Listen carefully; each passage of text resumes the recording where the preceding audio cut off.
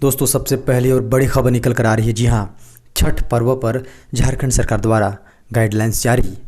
दोस्तों, छठ पर्व पर जारी गाइडलाइंस में बताया गया है कि लोग नदी, नहर, तालाब में नहीं बल्कि वे अपने घर में ही छठ महापर्व का त्यौहार मनाएं, क्योंकि महापर्व के दौरान श्रद्धालुओं के लिए नदियों और तालाबों में केंद्र सरकार के निर्देश और सोशल डिस्टेंसिंग यानी 2 गज की दूरी का पालन संभव नहीं है।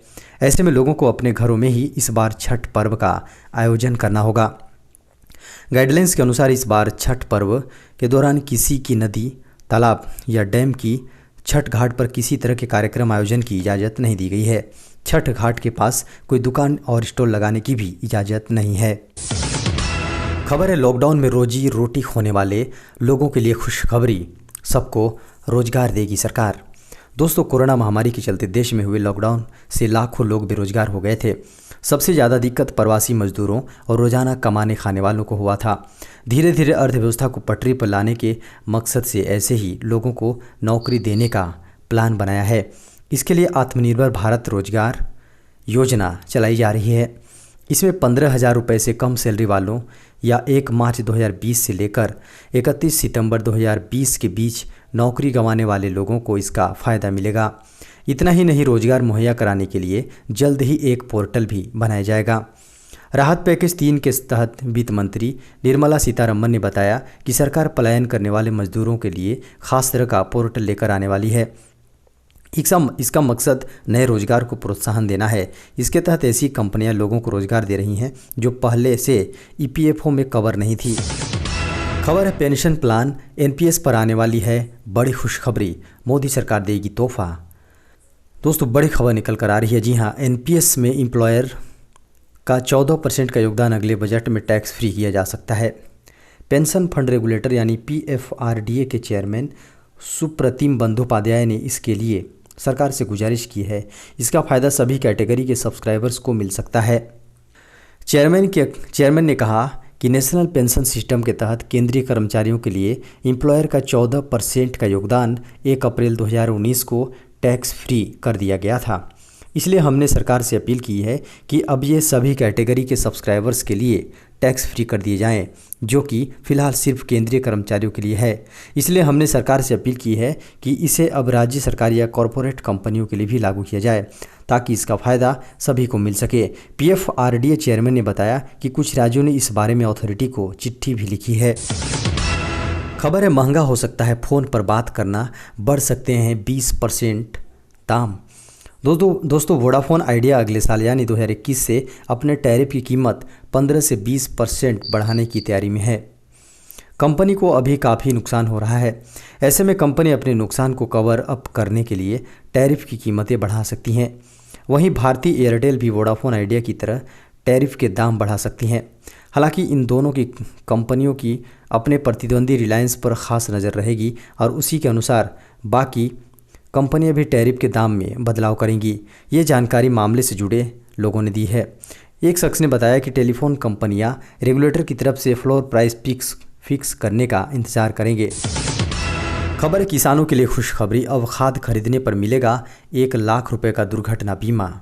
फर्टिलाइजर बेचने वाली सहकारिता संस्था इफ्को यानी Indian farms fertiliser cooperative limited किसानों के लिए दुर्घटना बीमा स्कीम लेकर आई है। इफ्को खाद के हर कट्टे पर बीमा कवरेज दे रही है, जिसमें फर्टिलाइजर के प्रत्येक कट्टे पर 4,000 रुपये का बीमा मिलेगा। किसान अधिकतम 25 कट्टे खरीदकर 1 लाख रुपये का बीमा ले सकते हैं। कंपनी की इस स्कीम का नाम खाद तो खाद बीमा भी साथ है। इस इंश्योरेंस प्रीमियम का पूरा भुगतान इफ्को द्वारा किया जाता है। इसके साथ ही बीमा कवरेज के बारे में किसानों को जागरूक भी किया जाता है। खबर है, जीवन बीमा कंपनियां मार्च 2021 तक देगी उपभोक्ताओं को इलेक्ट्रॉनिक सुविधा। दोस्तों, भारतीय बीमा नियामक एवं विकास प्राधिकरण ने जीवन बीमा कंपनियों के लिए संभावित पॉलिसी धारकों से इलेक्ट्रॉनिक तरीके से मंजूरी लेने की सुविधा को 3 महीने बढ़ाकर 31 मार्च 2021 तक कर दिया है। कोरोना वायरस महामारी की वजह से सामान्य कारोबारी गतिविधियों में अड़चन के मद्देनज़र बीमा नियामक ने अगस्त में प्रायोगिक आधार पर जीवन बीमा कंपनियों को 31 दिसंबर तक शुद्ध जोखिम वाले उत्पादों, ऐसी पॉलिसियां जिसमें बचत का तत्व नहीं है, के लिए उपभोक्ताओं से इलेक्ट्रॉनिक मंजूरी की अनुमति दी थी। इरडा ने इस व्यवस्था की समीक्षा और जीवन बीमा कंपनियों से मिली प्रतिक्रिया के आधार पर अब सभी उत्पादों पर इस सुविधा को 3 महीने के लिए बढ़ा दिया है। खबर है रेलवे ने छठ पर यात्रा करने वालों को दी राहत, 28 से स्पेशल ट्रेन होगी शुरू। दोस्तों, दिवाली का त्यौहार खत्म होते ही लोग अब छठ की महापूजा के लिए तैयार हो गए हैं। बिहार, झारखंड, पश्चिम बंगाल, छत्तीसगढ़, यूपी राज्यों सहित दक्षिण भारत के कुछ राज्यों में छठ पर्व बड़े धूमधाम से मनाया जाता है। छठ पर्व के आते ही ट्रेनों में काफ़ी भीड़ हो जाती है, जिसकी वजह से भीड़ को देखते हुए रेलवे ने 28 स्पेशल ट्रेन को हरी झंडी दे दी है। छठ पर्व 2020 में यात्रियों को लंबी वेटिंग लिस्ट को देखते हुए दक्षिण पूर्व रेलवे ने पश्चिमी, दक्षिणी और पूर्वी भारत के कई शहरों को कवर करते हुए 28 स्पेशल ट्रेन चलाने का निर्णय लिया है। छठ पर्व के अवसर पर कुछ स्पेशल ट्रेन जैसे कि ट्रेन नंबर 02889 जो कि टाटानगर से यशवंतपुर के लिए चलाई जा रही हैं, तो वहीं कुछ ट्रेन हावड़ा से संबलपुर, पुदुचेरी, दीघा, पुरी, रांची, टाटानगर के लिए भी है। खबर है अस्थायी कर्मचारियों के लिए सरकार का नया नियम। जी हाँ, पूरा कर लेंगे ये काम तो मिलेंगे कई फ़ायदे। सरकार ने गीग कर्मचारियों की सामाजिक सुरक्षा के लिए एक ड्राफ्ट नियम जारी किया है। इसमें गीग फॉर्म श्रमिकों को सामाजिक सुरक्षा लाभ पाने के लिए केंद्र सरकार द्वारा निर्दिष्ट पोर्टल पर अपने विवरणों को लगातार अपडेट करना होगा। कंपनियों में उन अस्थायी कर्मचारियों को गीग वर्कर कहा जाता है जिन्हें काम के आधार पर भुगतान मिलता है।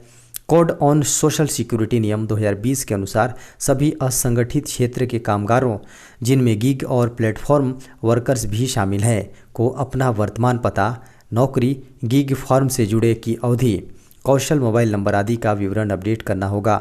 अन्य सामाजिक सुरक्षा कोष के लिए योगदान अन्य असंगठित क्षेत्र के श्रमिकों से गीग श्रमिकों के लिए अलग होगा, 5% होगा। जी हाँ, गीग फॉर्मों को हर साल 31 अक्टूबर तक अंतिम रिटर्न भी जमा कराना होगा। प्रस्ताव के अनुसार गीग फॉर्म और प्लेटफॉर्म श्रमिकों की सामाजिक सुरक्षा के लिए हर साल 30 जून तक वार्षिक योगदान देने के लिए गीग फॉर्मों की आवश्यकता होगी। खबर है केंद्रीय कर्मचारियों और पेंशनर्स के लिए महंगाई भत्ते में जल्द हो सकती है बढ़ोतरी। दोस्तों, सरकार ने फैसला लिया है कि केंद्रीय कर्मचारियों और पेंशनर्स के महंगाई भत्ते में इस साल कोई इजाफा नहीं होगा, लेकिन अगले साल जुलाई में महंगाई भत्ते में बढ़ोतरी की उम्मीद है।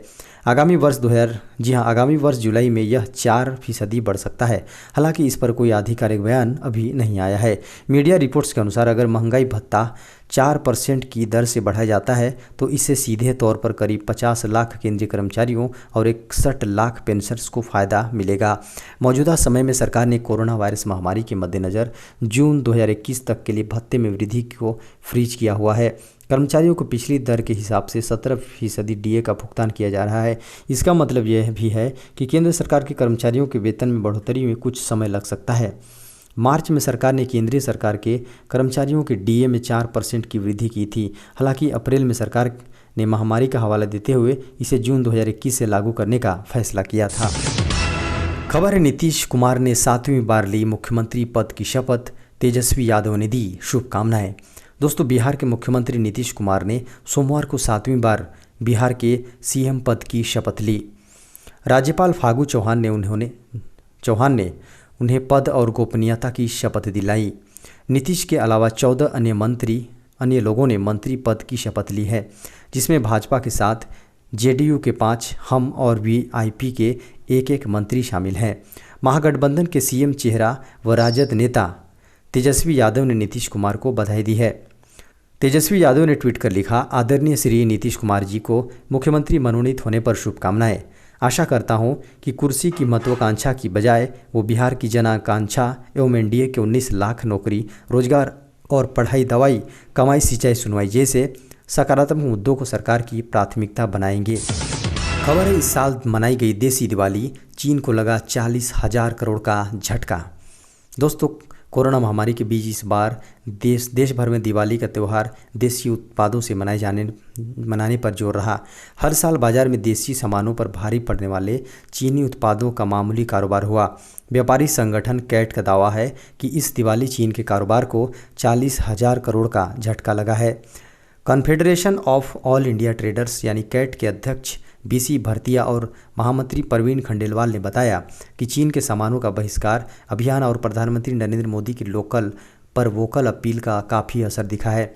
आपूर्ति के प्रमुख केंद्र माने जाने वाले देश के 20 शहरों से एकत्र आंकड़ों के अनुसार इस साल दिवाली सीजन में कुल 72,000 करोड़ का कारोबार हुआ है।